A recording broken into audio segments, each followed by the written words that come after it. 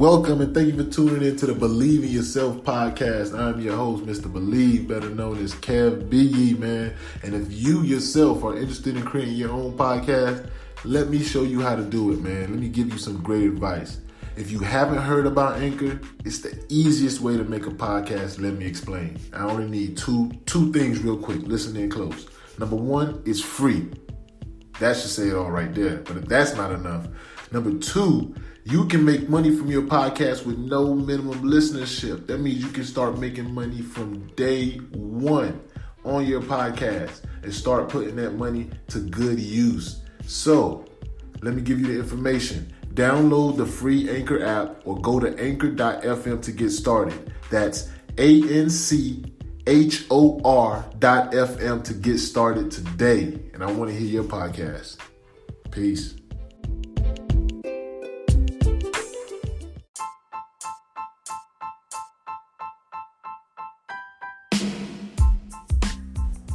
Hey, it's Mr. Believe, and I'm here to tell you about Titan Protective Services, where they protect what matters most to you. Titan Protective Services provides innovative security solutions for apartment complexes, rental properties, and condominiums. We believe that as a family-run company, we are here to make sure your property is taken care of and protected from vandalism, theft, and destruction. Contact us today for your security needs. Visit www.titanproserv.com today or call us at 844-39-TITAN. That's 844-39-TITAN.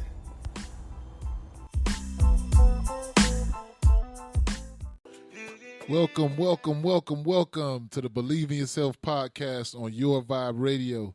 My name is KevBiyi. I'm your host, Mr. Believe. I want to thank you guys for listening to another edition of the Believe in Yourself podcast on Your Vibe Radio. And guys out there, remember, if you guys want to join the Believe in Yourself community, just dial or text BIY to 31996. That's BIY to 31996. Now, just a quick little announcement. You're listening to YourVibeRadio.com, and it is broadcasted live from the website, featuring your favorite DJs on weekdays and podcast shows on weekends and podcast shows on weekdays. Your Vibe Radio is a 24/7 online radio station playing all your favorite cultural music all day and night. On Sunday, we have the cultural gospel from 7 to 12, DJ Loby from 12 to 3, smooth jazz from 3 p.m. until. Monday, we have My Rap Book podcast at 8 p.m. to 10. Tuesday, we have DJ Mac 10, 5 p.m. to 8. Wednesday, of course, you right here with your boy KevBiyi on the Believe in Yourself podcast, 8 p.m. to 9. Thursday, we have DJ Glembo taking you down memory lane from 6 p.m. to 9 p.m. And on Saturday, DJ Glembo is back cooking up with the Cook-Up Show, 9 a.m. to 1 p.m. Reggae from 1 p.m. to 3. DJ Agic from 3 p.m. to 5. And Mr. DJ Phantom from 5 p.m. to 7 p.m. So definitely tune in 24 hours a day, 7 days a week. Your Vibe Radio is here for all your Caribbean vibes and podcast needs. Just tune in anytime, any day, from any device. YourVibeRadio.com. Now, let's get into the golden nugget for today, which is brought to us in part by Titan Protective Services. They want to protect what matters most to you. And the golden nugget is, a wise man seeks criticism looking to improve. A foolish man avoids criticism for fear of embarrassment. A wise man seeks criticism, meaning that he looks to be critiqued. He looks for okay, how can I improve? How can I get better? But a foolish man, whenever somebody tries to come and correct them, they take it personally. Or, not even just taking it personally, they don't handle it well, and they look at it as somebody's trying to maybe sun them or nitpick at them, and they're not able to take the time to assess their strengths or weaknesses in the situation and really understand how they can improve. So that's, or you can look at it even if you have a situation where you may have so-called failed or didn't meet your mark or your goal. That's also a form of criticism, because if you didn't meet where you wanted to get to, it's showing you that you're not reaching the level of what do they say? How do they say that word? Proficiency to make it to where you want to go to. So a person who is wise sees those opportunities for a way to get better and improve. If I didn't make it this today, okay, I know what I don't need to do, or I know where I can improve. Or if it's a criticism, that person understands that the person who's giving it to you, of course you have to weigh that as well. The person who's giving you the criticism is not giving it to you to make you give up or to tell you to stop going. They're giving you the criticism to show you where you may not be looking at, where you can improve. Sometimes you're so engulfed in the situation that you're not seeing the bigger or broader picture, and you may be missing a segment here or there. So the person who is wise accepts criticism from anywhere, wherever it can come from. There's good criticism, there's bad criticism. Even if it's bad criticism, you can learn something from it. You can either see and assess and figure out, okay, maybe I can do this more or take this away or add that to the pot. But if you're a type of person who gets embarrassed when you're called out or get embarrassed when you don't make your mark and you try to hide away from that, you're losing an opportunity to improve yourself. You're wasting too much time taking it personal and looking at the situation negatively, which is not allowing you or your mind to now work and understand where you can improve. So always be that wise man who accepts criticism, who looks at defeat and says, this is an opportunity to get better. This is an opportunity for me to improve myself. If somebody's criticizing you and critiquing you, look at it as an opportunity to improve and get better. That's all it is. And today's guest we're going to be having calling in shortly is calling from, I believe, Texas. And they are VRE Solutions Training. This guest, oh, wow. Yeah, right on time.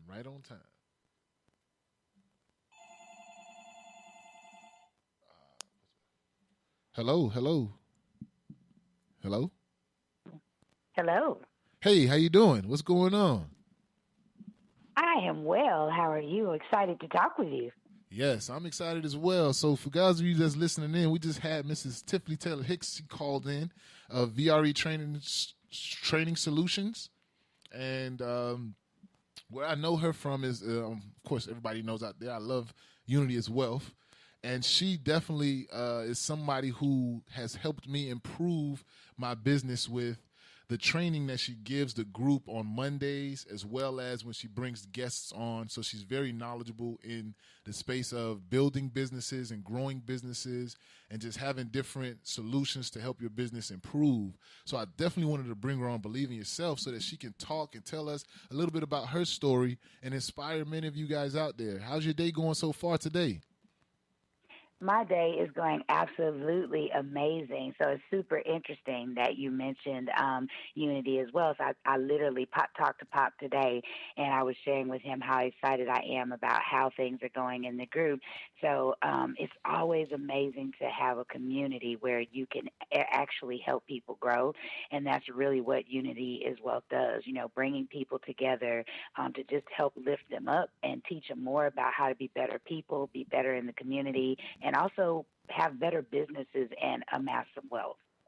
Yes, definitely. And especially with the climate being the way it is right now in our country, I don't think there's no better a time than now than to start your own business and get things going, or at least something on the side. So at least something that's going to help you get some extra income. So definitely, because right now we could all use it. Yes, definitely. We could all use it. So how has everything been treating you in this time of the whole quarantining and just the whole climate of our country? How's business been for you so far this year? So, I have a very interesting story. So I'm going to start with being very positive. I know a lot of times you talk to people and they're not on the positive side of all the things that have been happening, but COVID, quarantine, and even the climate has been really good for my business for several reasons. One, because I have a training company and it was easy to pivot. It was literally a no-brainer for me to shift from doing face-to-face training in the classroom to doing it online via, webinar or Zoom call. And that was already something that was within my repertoire because I had done it before. Like I was doing training online before before people even knew what WebEx was. So it was easy to pivot that way. It was a shock, but it was easy to pivot. I will say that it has also been a gift given the climate because we've had the opportunity to do some training that surrounds disaster preparedness and recovery. We've had the opportunity to do some training regarding diversity and inclusion. So overall, I would really say that it has been good because it's given my business a boost, but it's also given me a chance to sit back and really take account of, okay, what were you doing in your business that was working for you?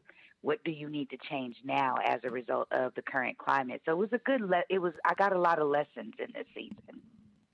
That's good. That's good. And I've been hearing that from most entrepreneurs that business, at least on the entrepreneur side of it, if you're somebody who's been working for yourself, business has actually been pretty good during this time in this period. A lot of people have been, I wouldn't say negatively affected, but have been positively affected by the climate of what's going on right now, even though it's some uncertain times right now. But I think business overall, that's why I say this time is such an important time that even if you haven't been doing anything, get started because it's been actually been a good time. If you used your time wisely, so that's the thing about, us as people, we have to identify that sometimes something may seem like it's a challenge, but it might be a blessing in disguise. So when we had all this time to sit at home or to be by ourselves or to be with our family, it gave a lot of opportunity for you to just sit and think, sit and read, sit and listen, like, binge on your podcast, right? Binge on some Believe in Yourself podcast, right? And just having that opportunity to take some time for yourself to do some self-discovery, that teaches you how to be a better person and also how to be a better business owner. And then it gives you some time or room to plan. So I think that this is really, for me, it's really been a blessing. I can say that the downside is I'm a people person. I love people. Yeah. I'm about to die over here if I can't go to a networking meeting or go to an actual live event and hug somebody or something like that. So that would be my challenge, I would say. Yeah, definitely for those. I'm more of an introvert, so I've kind of been liking it. But for people like you, I'm pretty sure you guys are waiting for everything to open back up. Are you guys on Yes. level 3, or how is the opening up over there for you guys over in Texas? So I think in Houston we just had, and don't quote me on this, but because I'm going to be honest with you, I don't follow it. I should, but I don't. So I stay healthy. I take vitamins. I build my immune system. I sleep. I drink water, and I believe that I will be well because I stay away from people. Right? That's what I've been doing. I've been cautious. But the last that I checked, they said that we had no deaths for the first time, and I want to say that might have been Monday or Tuesday. And that's a good thing. Yeah. So it's getting better. I don't know the level that we're at just yet, but I do know that we have plans to open the city back up, especially like bars and clubs, and they're going to do that at 50%. So. Oh, okay. So you guys, that's not bad. Over here in Miami, I guess it's just the wild, wild west. Out here in Florida, man, they just opened everything up. They're not really too worried about that. This is a vacation We time, tried man. that already. We tried that already, but we tried it too early, and then lots of people got sick. So we tried that back in like the end of May, early June, and then the numbers doubled and tripled, and so they shut everything back down. So this is the second reopening. Oh, okay. So they're just being cautious. I feel them. I mean, I understand the whole premise behind it. I just feel like overall, like you say, just take care of yourself. I don't want to get too deep into it in political, but just take care of yourself is the most important thing, man. You should, a lot of the things that they're saying that we need to do, you should have already been doing, and that way you would have been more protected by now. Exactly. Like who's not washing their hands? Like where they do that at? Like for real. I need them to handle that. That's just basic hygiene. Exactly. That's what I was saying. And most of all. So now we getting into the podcast a little bit. I just wanted to, now we got a little background about what's been going on in the climate. Now you could tell us a little bit more. I gave a small introduction. I'm pretty sure it's not doesn't speak to the vastness or the value that you add to this conversation that you're going to bring right now. But you can give us a little bit more background about what you do and a little bit of your origin story. How did you get into it and why training particularly did you choose? So I'm gonna give an interesting story. So I chose training because that is literally my field. So I have 15 to 17 years of training experience. I've been training since let's say early 2000s, Mm, and so I started with my career doing customer service and training in customer service at Verizon Wireless. So that was just okay. with a wireless company. That was kind of where I was and what I did, and then eventually I went on to an electronic provider, and had the opportunity to make a lot of money. So I had graduated my career to about six, a decent place of six figures. Had a lot of material things, but I was the most unhappy person ever. Like I was overweight. I tell everybody I was pre-deaf. Like I was Mm, pre-diabetic, I was pre-hypertension, I was pre-this, I was pre-everything. So I just like to say it was pre-death. wow. Um, and I was extremely unhappy living in a city that I didn't want to live in, missing my family, missing my friends, but making a lot of money. And I traveled like 90% of the time. And for a Sagittarius, you have to understand that that is supposed to be heaven. Mm, Um, but it wasn't. It was actually more like purgatory. And so I made a wow. decision that I wanted to start my own business. I was like, if I could save these companies, like I had $7, $10 million budgets, and I was like, look, if I could make these businesses successful, if I could build their training programs from the ground up, what could I do for myself? So Exactly. in 2015, I started VRE Training Solutions. That's the Wow. origin of the story. And then why training? I love teaching people. I'm a lifelong student. I love to research. I love to train. And then I have all these degrees, and I was like, well, you might as well put all those degrees to work, Tiffany. So it's just a really good place for me to take my experience, my education, and my passion and my love for people and service and put it into one place. That's dope. That's dope. What are some of the challenges that you've had doing when you started your business? Coming from the corporate world, and now you are taking over yours. What are some of those challenges that you faced in that transition? On a on a real deep level, I will share that the hardest part, because the biggest challenge was understanding that you have to know your worth. So if you enter the market and your worth in corporate was six figures, there's no reason why your worth in entrepreneurship shouldn't be six figures. But what happened for me was when the checks weren't coming in every 2 weeks, I devalued myself. I was like, man, okay, I'm not even making this amount with my business. And so that's how I really learned that my self.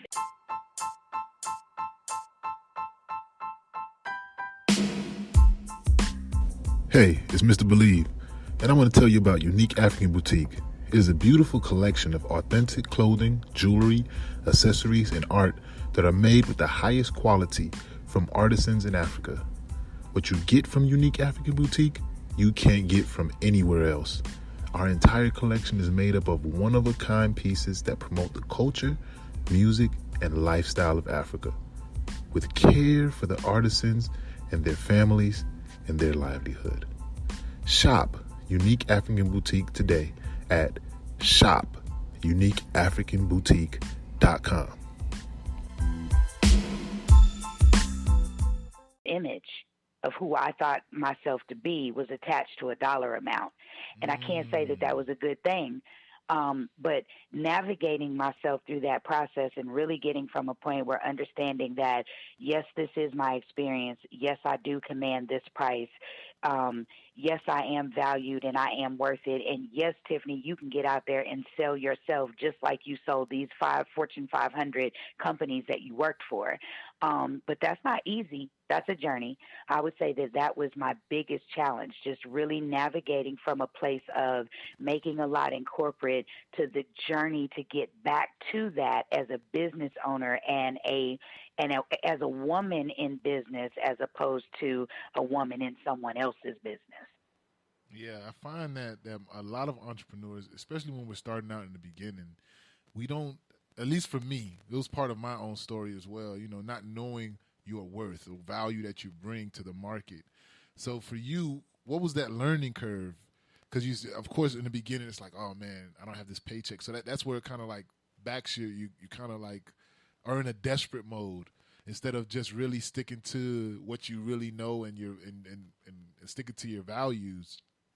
What was it for you, your turning point where you realized and said, you know what, I'm not doing anything for less than this anymore. I'm not wasting my time with these type of things anymore. I know my value. I know my value and I know my worth. Like, what was that turning point for you? Oh goodness, that's a good question. So I vowed that I would give honesty and I would give painful answers. But people can grow when you give them the truth, when you give from a place of vulnerability. So for me, I would say I had gotten myself cornered into a situation where I was doing whatever I had to do from a business standpoint for money, which had moved me outside of training. It moved me into doing things like business plans.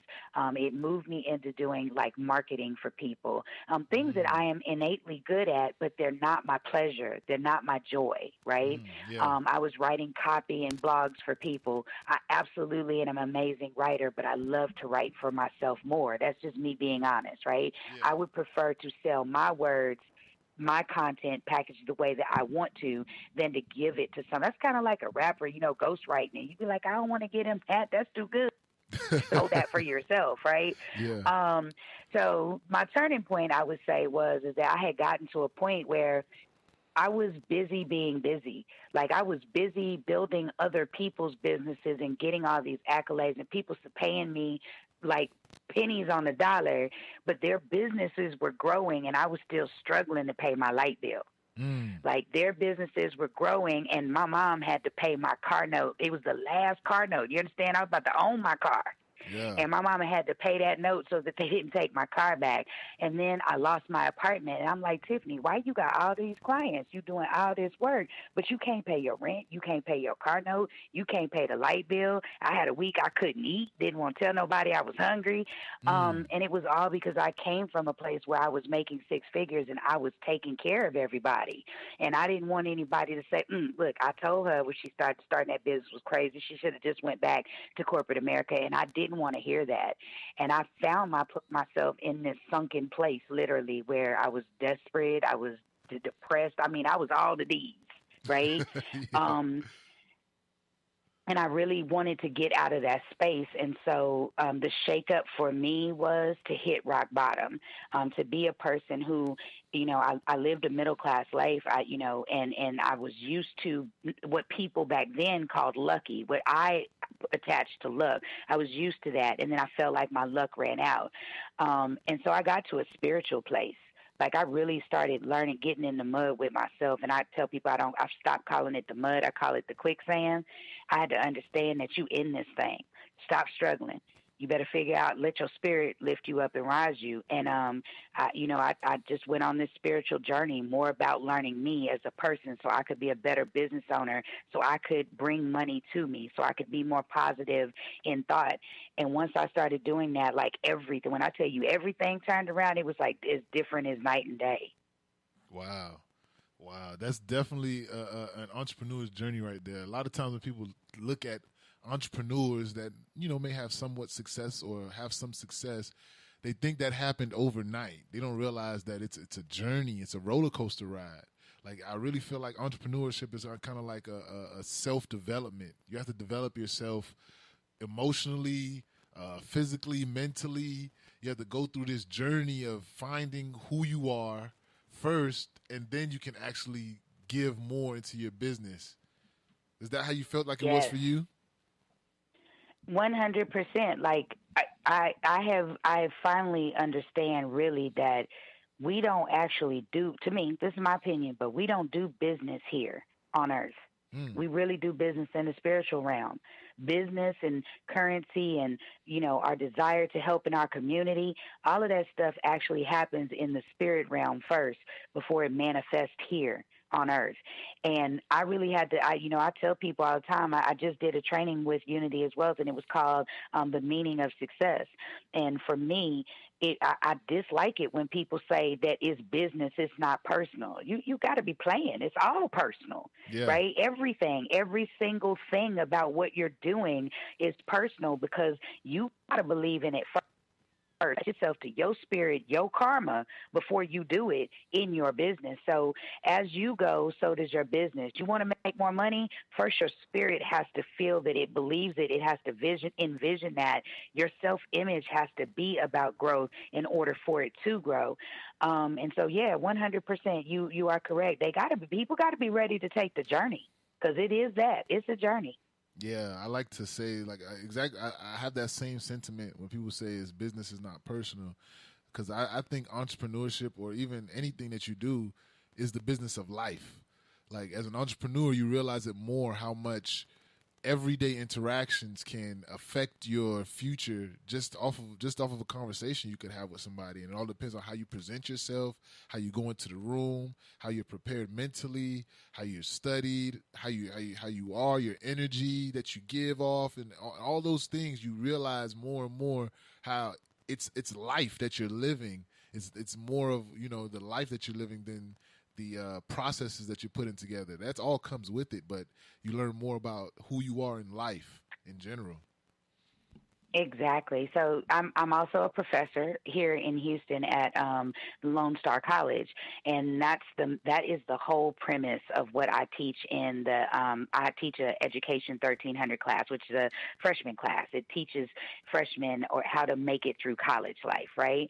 Yeah. And my theme and mantra for the class is I'm teaching you how to be the CEO of your life.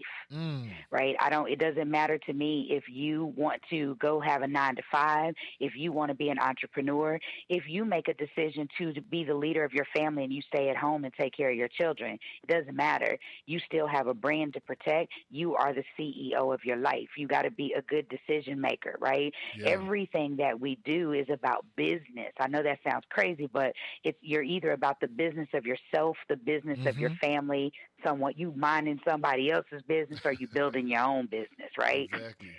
So that's what we're doing. But the thing about CEOs is that CEOs understand that they're going to fail.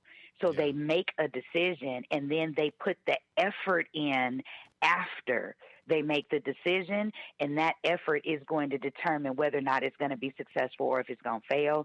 And we've heard this a lot. People say fail quickly. Right? Yeah. Fail quickly. Like make a decision, fail it, but then make the decision to make a change. And that's what people who are CEOs of their life are able to do. They understand that I have to make decisions, and then I have to see it through. I have to give effort, and then I have to try again. So, and that's all a life lesson. Yeah, definitely. That's definitely a life lesson right there. Like I like how you said that CEOs understand that they have to make the decision. A lot of people, before they even get into entrepreneurship, they do a lot of thinking and studying and looking this up and watching these videos, watching that videos, but never make the real decision to say they're going to do it. Rather than making the decision, mess up along the way and learn your way through those mistakes. And it's just take too much time standing on the fence, and time is passing by, and it's not waiting for anybody. Right. Everybody's looking for an answer. So the interesting thing about me being a trainer is the goal of trainers really is to provide a person with theory and then teach them application. This is why I love training so much, because it's about teaching people what they need to know and then teaching them how to act on it. And so I live my life like that. So that's why, being a CEO to me was like, it's a second nature. But then I also grew up in a household with people who own their own business. They just wanted me to go in corporate because they didn't want me to go through the pains of entrepreneurship like they did. But I don't think they understood that because they did what they did, it was in my DNA. But what I will share with you is that it's really, really easy to get off focus and not understand that you have to act. That's the point, making the decision. And it doesn't matter whether it works or whether it doesn't work. Most people are looking for someone to give them a 100% guarantee. They may not say that, but that's what they're looking for. And there is no guarantee in life or in business, right? You make it up as you go along. Yep. You work it, you are actively doing, you're solving problems as you go along every day, no matter what. The consequences, though, the stakes get higher right? But every day we're thinking like that. You get up every day and you walk out the house. You don't know if you're gonna live or die today. You just don't know. Yeah. It's the same thing with a business, right? You don't know if you're gonna make money today or not, but you're gonna get out there and you're gonna try to live. You're gonna get out there. You're gonna try to make money. So I just look at it like it's an action. Like entrepreneurship to me is a verb. It's an action. Definitely, it's something that you have to do and live. And I like how I can relate to the sentiment of your people or family members wanting you to go into corporate America. Because I remember when I first started my business as well, my parents kept telling me, "Hey, go get a job, go get a job, go get a job," and it was like I've watched both of you guys run your own business from the time I was a kid to build us from taking us from public housing into another nice house and building a house, getting cars. Like I've watched you guys do this, and now you're telling me to go get a job. Like it's in me to do what you guys did, but I think, like you said, they're scared. They don't want you to go through the struggles that they had to go through to get to that place.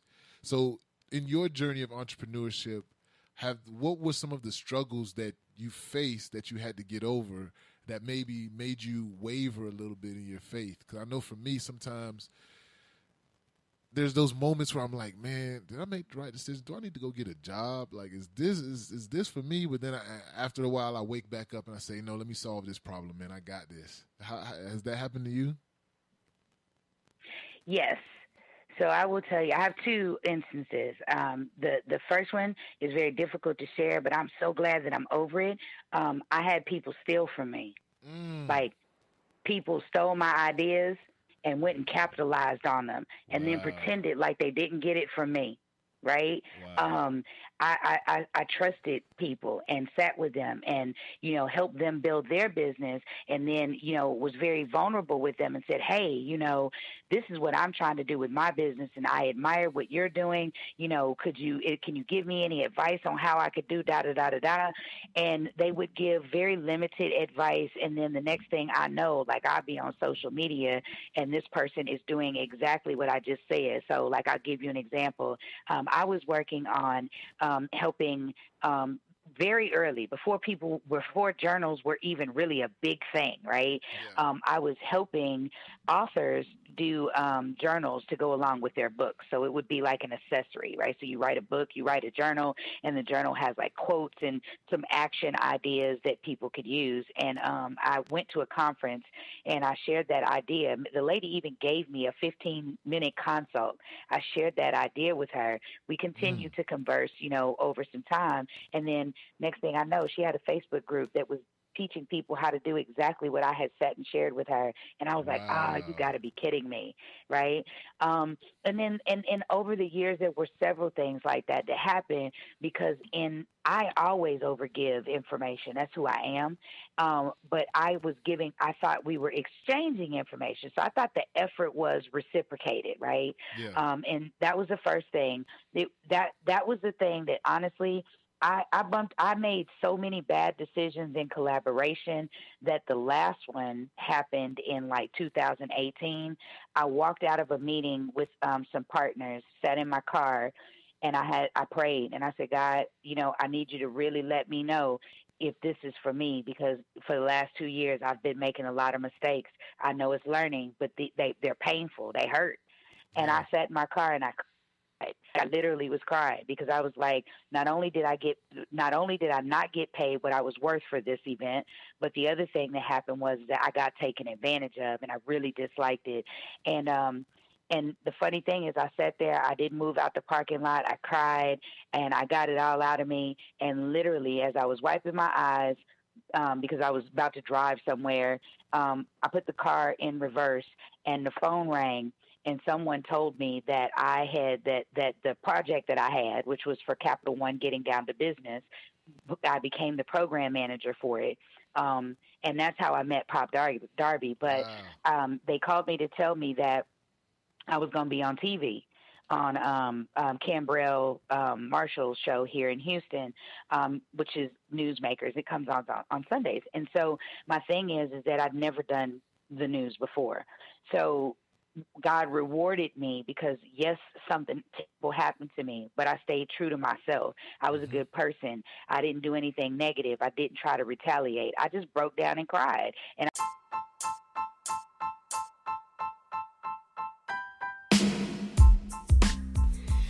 Hey, what's going on? I hope you guys enjoying the episode. This is Mr. Believe, and I just want to invite you guys to follow me on IG at KEV as in Victor, B as in boy, IYI. That's at KevBiyi on IG if you want to catch any of these interviews live and in color. See you soon. I was like, hey, tell me, give me a sign if this is supposed to be for me, because I'm giving it my all here and I keep losing things.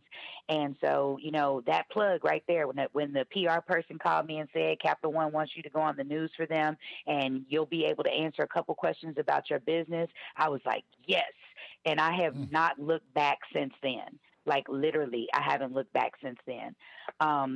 So that's one, and I think that one is I think that's enough for people to understand. Like because I would give you two, but the first one, that's a good one. That was the best one.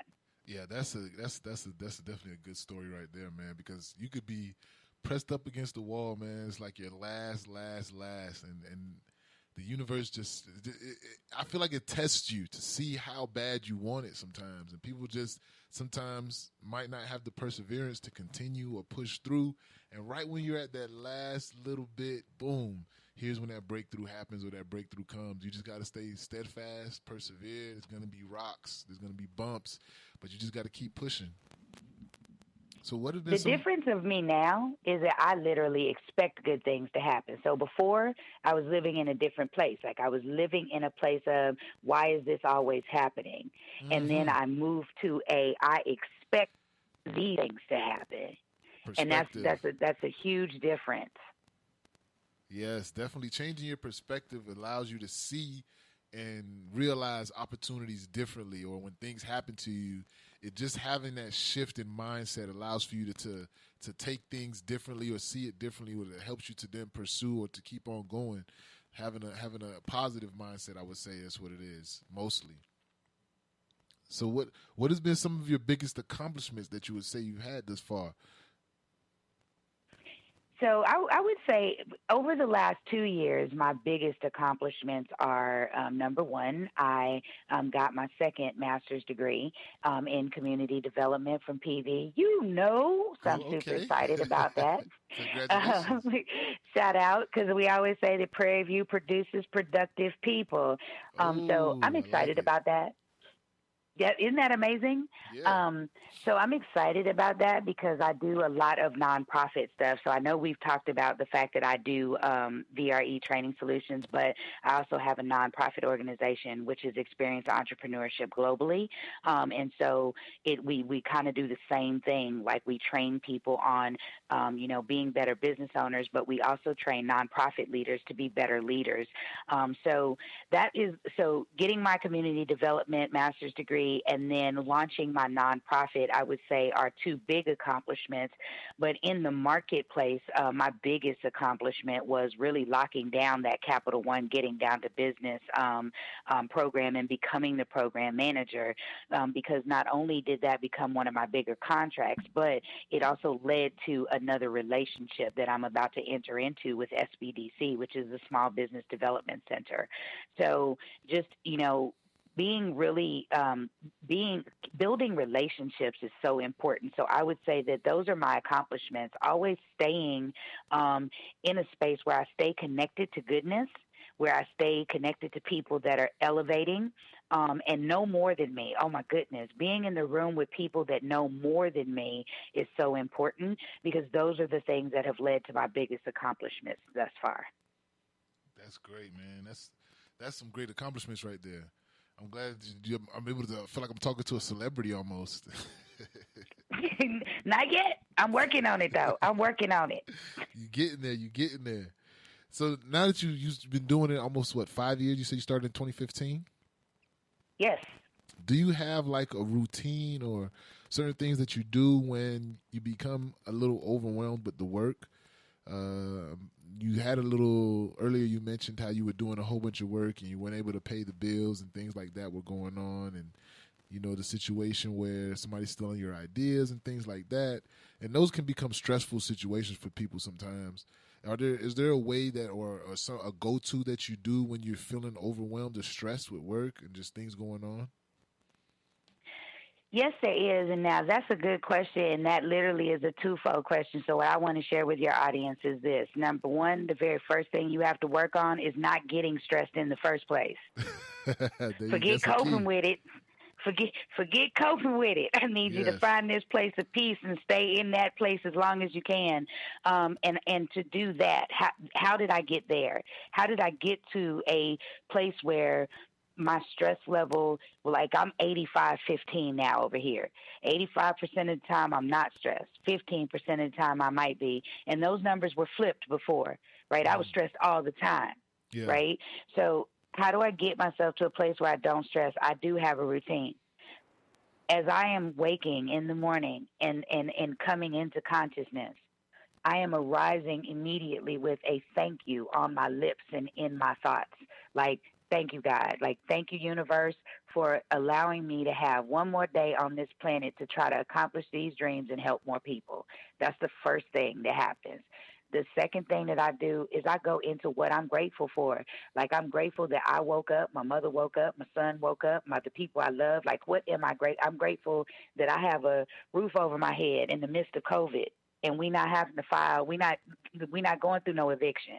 We got food in the refrigerator, right? These are, I'm Yes. grateful. Like, I'm happy to be alive and I'm grateful. The next thing I do is I do some affirmations. I be over here cheering for me. I be like, girl, You got you looking to. good today. You know what I'm saying? So those are the things I do. And then, I'm not going to lie, I read motivational things. I meditate as often as I can. And I read the Bible. I know that sounds cliche to some people, but I do. And I also, that's what I do to keep myself from getting stressed, right? And I have conversations and I have pulse checks, right? Now, how do I cope with stress? When I feel myself getting up there, like I can tell because I get anxious. So I've in the past when I said I was pre-death, I was having anxiety attacks. So if I feel anxiousness coming, the very first thing I do is I go get some water. Like I need it. Let me go put some earth in Hydrate. me real quick. Let me get this water, right? Yes. And then the next thing I do is I self check. I literally say to myself, Tiffany, why are you overwhelmed right now? Why are you upset? What can you do something about, and what do you need to release and let go? Um, and I do that as often as I have to do in the day. And then, worst case scenario, I'm not going to lie to you. If it gets all that overwhelming, I will shut it down. It does not matter what is happening. There is nothing on planet Earth that is worth me getting to a point where I'm frazzled. So I'll take 15, 20 minutes, go for a walk, go read something, go talk to my mom, who is my muse, to calm me down. So, my advice is do the things that you need to do to not get stressed in the first place, because we can do that. And then have a mechanism in place, whether it's, having an accountability partner that you talk to and vent to, drink some water, go for a walk, convene with nature, several things that you could do. Definitely, definitely. There's this age-old saying that say, "Ounce of prevention is better than a pound of the cure." Like those tips that you gave earlier, getting up in the morning, being thankful, affirming yourself instead of waiting for other people to affirm you. You be the first person to affirm yourself when you wake up in the morning, man. That's just gonna start your day, get you and in that right frequency, that positive frequency. That way, because all day, once you leave the house or once you go out for your business, all day people are, and it's not necessarily a bad thing, but people are taking energy from you. So you have to get Yeah, they yourself are. up. So you have to be prepared for that. You got to fill your cup first before you can now go out there and be prepared to exchange energy with other people. That's how I look at it. So those are some very, Yes. very, very good tips. So that's what I tell people: power up. You got to do that. You better over there like Pac-Man, because I'm an older lady. Just Pac-Man. You better get them power up so you can be prepared for the journey, because most of the time when you leave the house, mostly everything that we encounter is negative. It's very rare that you encounter people that vibrate where you are. It's almost like when you get there, you like, ooh, hurry up, close the door before they Yeah. come in. Right. Definitely, definitely, man. So you always gotta, like you say, power up, man, so you can be ready for the day. Because if you don't do that, man, the day is gonna attack you, no matter what. Something's gonna come. So you just have to be prepared for it the best way that you can. Now, with the climate being the way it is, when I've asked people this question, a lot of people have shied away from saying they have an exact plan for the next 5 years. But we all as entrepreneurs have a vision, overall goal, or something that we see, something that we're working towards. What do you see for yourself in 5 years? I have a whole plan. And if you're an entrepreneur and you don't have a plan and you shy away from that question, I need you to stop it. Like, for real, just stop it. Like, go ahead and get deep with yourself and hash that plan out. So ultimately, my goal is to take this organization to a place where no training organization has ever been. So my ultimate goal is to turn this into like a training slash media slash data company, or data and content company. I really want to shoot training videos. Like, I want to shoot situational videos where we hire actors and, comedians and performers, and we're literally doing, like, situational things that can be inserted in training that we can sell to corporations. I want to do situation-based short films, right, that teach lessons. So that is ultimately where we're going. And then the higher level than that is gamification. We're looking at introducing some virtual reality and augmented reality into software and gaming apps that business owners and nonprofit organizations can use to reach out to their client base or their donors to engage them in a way that's fun and engaging. So now that is a 5-year plan. I mean, and I know exactly what it looks like, but ultimately that's the goal. Our goal is to move into tech and media. Wow, that's some great stuff right there. I like the part about the doing the what is it, the acting or the training videos. Yeah, situational videos and short films for training. That's an amazing place to be, especially for if you're African American. People are now looking for our stories. They want to use our stories and include them in diversity and inclusion conversations, in workforce, culture conversations. So what better person than to do it than an African American woman who's been in the workforce for years, was in management, has a really good eye for what needs to be trained. So I really want to turn what we do into opportunities for people. People love to learn by watching TV. They love watching movies, right? So let's turn this training thing into a whole experience, that's the reason why my business is named Velvet Rope Experience, because I think that training should be an experience. So our tagline actually is experience, training, excellence. And for me, that's what it's about. And how do I capture you? How do I make it a memorable experience so that when you walk away, not only do you remember what you saw, but at some point down the road when you're doing your job or interacting with people, you can recall that exact moment in that short film that you saw where you felt the bias, where you see what I'm saying? So that's my goal. My goal is to provoke people to think and change.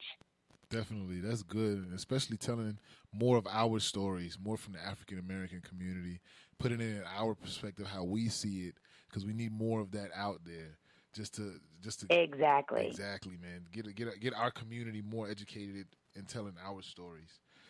So, what mistakes could you say that you wish you could have avoided? Sometimes there are some mistakes that probably, like, maybe, I don't know.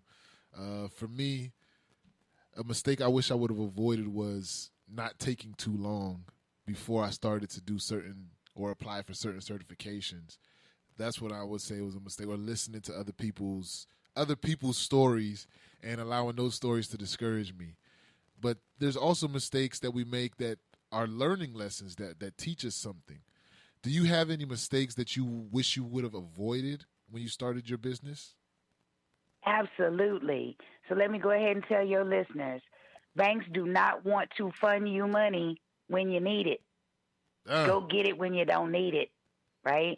So my biggest mistake was when I started my business, I had money. I had capital. I was just coming off of a 6-figure job where I had saved money, and I also got a severance package, right?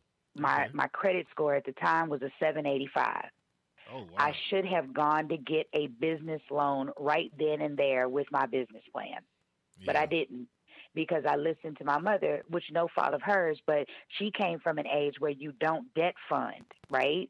Yeah, But nowadays, the best way to run a business is to use other people's money, right? exactly. And so doing what I do now, because I have connections to financial people, and because I did what I did for Capital One, and like I said, I keep those relationships. I know people across the board for every type of lending agency, based on the ones that have relaxed rules and what they need, up to the most stringent. And what I will tell you is, it does not matter who they are. Nobody wants to loan you money when you need it. They want to loan it to you when you don't need it, and when you show as a safe risk, and that you will be able to pay it back. So what that looks like is, when you have $2,000, $5,000 sitting in the bank aging, and you have a good credit score, put your business plan together and go get funded. Have a product that can sell, solve a problem. Go get the money when you don't need it, because it's a strategy. And you don't have to get thousands, or millions. You can start very simple with going and getting a small business loan for $10,000, pay it off. Then go get a small business, then move up a percentage and get the next one for 25,000. Do you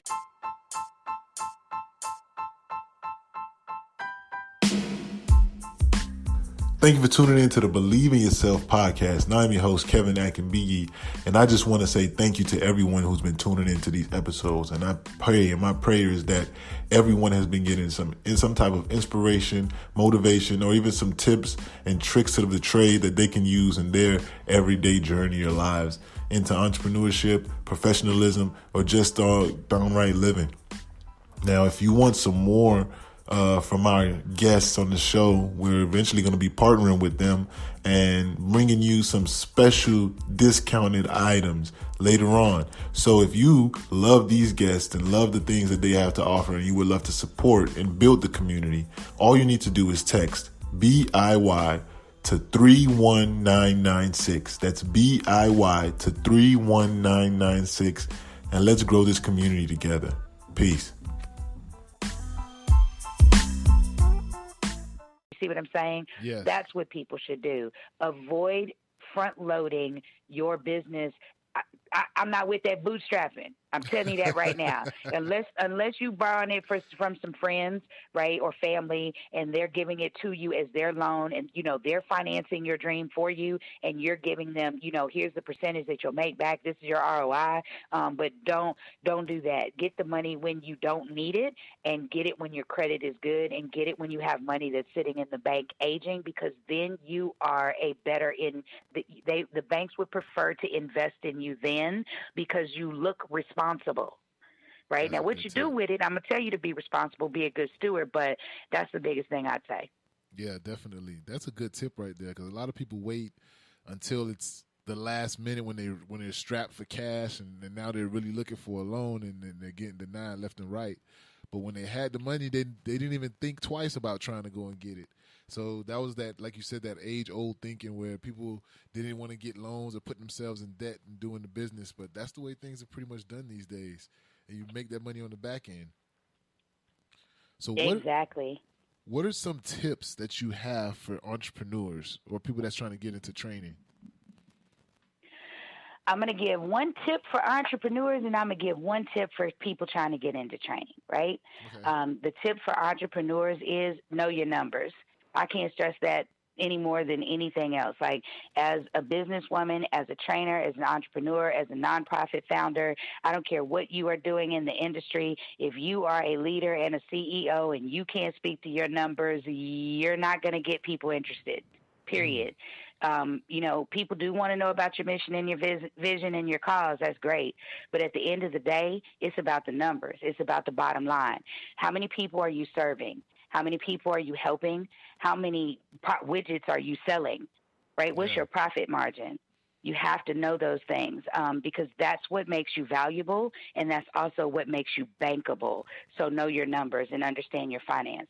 And then I would say for trainers, if you want to be a trainer, first reason why you should be a trainer is you can make more money off of your intellectual property than what you would ever believe, and it is residual income. Because once you put that content down somewhere, you are making money over that same piece of content over and over and over again, and that's what developing a training course does.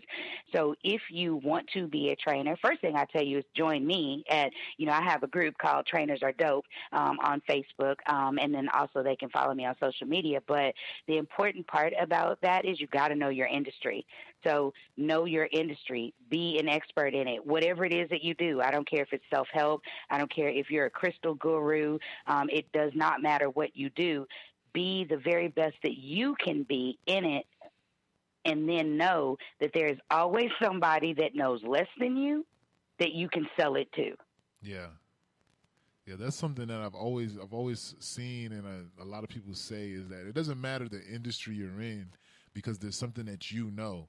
And most people I've seen, like people from different industries, there's been a lot of people who I've seen that have coupled it with a training course. So like I'll see somebody who may be doing trucking, and then they'll show you how to train to become a trucker, or they'll be doing drop shipping, then they'll have a training course to teach you how to drop ship. So training is definitely something that, as long as you, whatever knowledge you have, like you said, your intellectual property is something that you can sell. Exactly, because all it's about is your personality, right? I don't care. There's like 50 million donut places, but I go and they all sell donuts.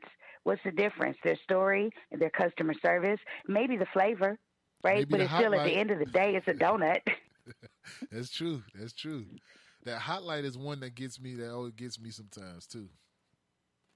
Yes.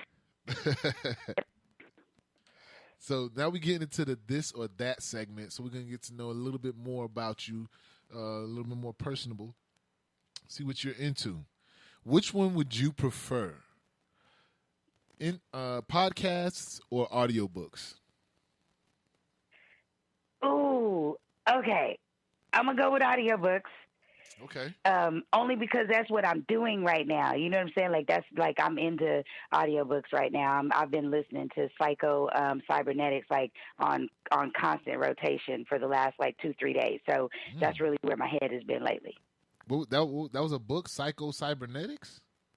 Yes, Psycho Cybernetics is so amazing. It's about self-image, and it really talks about the premise is that psychologically we can't do better than the image that we have of ourselves. Ooh, so that is so true. It's amazing. Got to go listen to it. It's only a 5-hour book. I would love to tell you who it is. His last name is Maltz, but you can look it up on YouTube. It's right there, but it's called Psycho Cybernetics. It is amazing. If you are at a level where it's time for you to push yourself to the next space, right? It's all about how you envision yourself. Do you see yourself as the CEO of a Fortune 500 company and that company is yours? Right? Do you see yourself at the top of Mount Everest? Like wherever you can visualize yourself and believe you deserve to be is where you will be, because you are right now where you believe you could be. So that's my audiobook for the week at least. Wow, that's a good book. I'm definitely going to check that one out. So which app do you prefer, Facebook or Instagram? See, these ain't fair. Okay, I'm gonna go with Instagram because I feel like I express myself more on Instagram than what I do on Facebook. I feel like Facebook is kind of drowning out for me. So Instagram definitely. I like the fact that you can do groups on Facebook and there's no Instagram groups, but Instagram That's for true. Sure, because I definitely give way more information on Instagram and much more of my personality there. Yeah, I can agree with that. Facebook to me just has a lot going on. I'm trying to keep up with it. I feel like an old man when I say that, trying to keep up with Facebook, but it just got so much going on. Instagram is just so much more easier to navigate than Facebook, so I definitely like Facebook as well. So I cheat. I just have Instagram automatically posted to Facebook. I very rarely go to Facebook unless I'm in my group. That's it. yeah, and I know some people that do that with Twitter as well. I'd have it auto post. So who would you? Now we're going to go into a music question. Which artist do you prefer? August Alsina, who's been in the headlines lately for something else, and Mr. Tory Lanez, also been in the headlines lately for something else. Which one of these two artists do you choose? Would you prefer? I feel like I'm not playing this game correctly because I know you saying this or that. Oh man. Okay, I'm gonna have to go. Man. Okay, so I'm gonna have to go with August Alsina, right? I'm gonna have to go with that because honestly, he has this song called "Deliver Us," right? That I Okay. need you to understand that whenever I get in that might be one of my coping mechanism. Stress relievers because when I get like down in the dumps and I really need to get out of that, like I literally will go listen to "Deliver Us" and have that on constant rotation, right?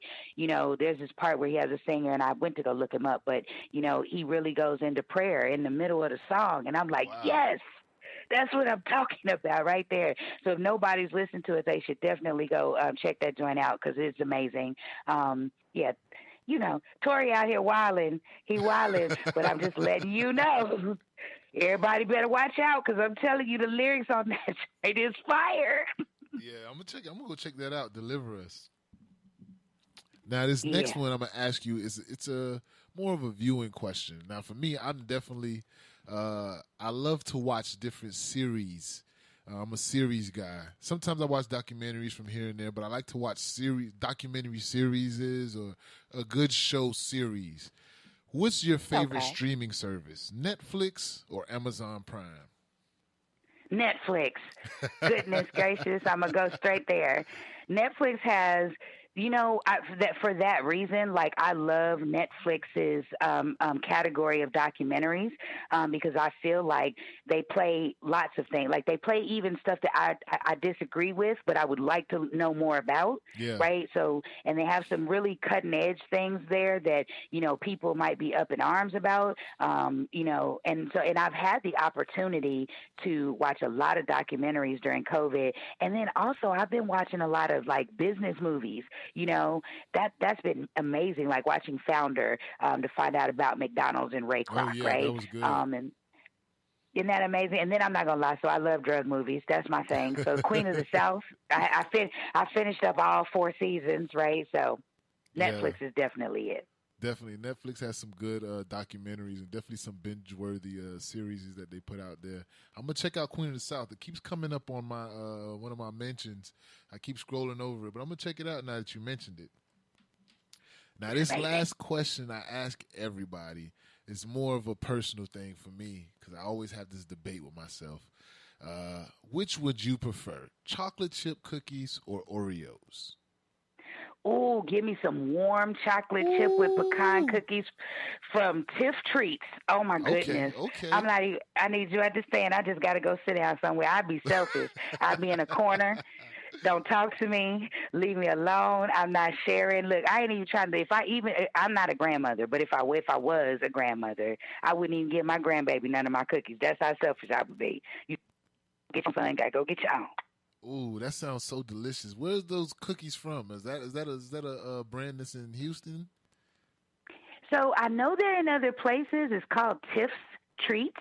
And it's just, I know that they're in more than Houston because I've been in other cities because like they're in Colorado. That's another place though. If you've never had a cookie from Rocky Mountain, oh my good, it's so many places out here Oh that my have amazing gosh. cookies. I gotta try me some cookie. I gotta do some traveling to get me some more cookie. Get my cookie game up. Now you got my mouth Got to get your watering a cookie little bit game over up. here. Look, if it wasn't for the fact that I know they close at 9 o'clock, like I got myself excited for a cookie just talking about it. Oh man, you got my mouth watering. I'm ready for some cookies right now. And some nice cold almond milk. I'll be good to go. So Me too. So we're coming up to the end of the podcast, and before we end, I just want to tell you and say thank you, number one, for joining us on the Believe in Yourself podcast today. I really appreciate you coming on here and dropping some knowledge, leaving some gems for our audience and our listeners. You definitely definitely gave me some things to go back and review and definitely go back and think, revamp some things that I'm doing. And I also want to say thank you for being a pillar in our community, man, because like you mentioned earlier, you wanted to tell our story, and the whole reason why I started this podcast is to start telling the stories of the people in our community. So many things we see on TV that are not really hold us in a positive light.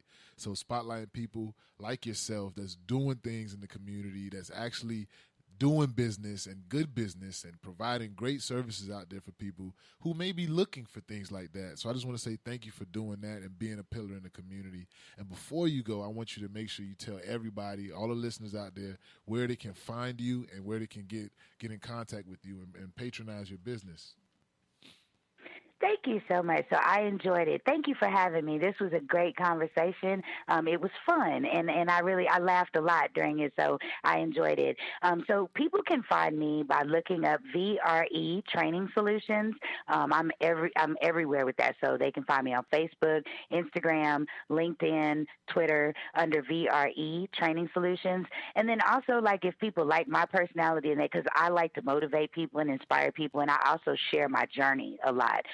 They can find me under I Am Tiffany Hicks. I am Tiffany Hicks, and I am there. I'm on Facebook and Instagram mostly. My Instagram is really where I share most of my story, and I tell people that because it's not really me talking to people. It's really just that's like my social media diary, pretty much. So Instagram, I am Tiffany Hicks is a good place, and I have a website as well. That is www.velvetropeexperience.com, and that's what the VRE in VRE Training Solutions stands for. Well, thank you very much. And all those people that's listening, definitely go visit the website, visit the Instagram at I am Tiffany Hicks and VRE Training Solutions on all your social media sites, and definitely visit her website. Leave comments, leave some emojis, save the pictures, get the engagement up, and definitely follow and do all that good stuff. Thank you, Tiffany, again for coming on the Believe in Yourself podcast. I really appreciate you, and you have a great good night. You as well. Bye. Bye. So that's it, guys, ladies and gentlemen. Remember, for everybody out there that wants to join the Believe in Yourself community, just text BIY to 31996. That's BIY to 31996 to join the Believe in Yourself community so you can keep up to date with everything that's going on with Believe in Yourself. And make sure you're here with us next week, Wednesday at 8 p.m. live on Your Vibe Radio. I am your host, Mr. Believe, and I will see you guys next week on the Believe in Yourself podcast.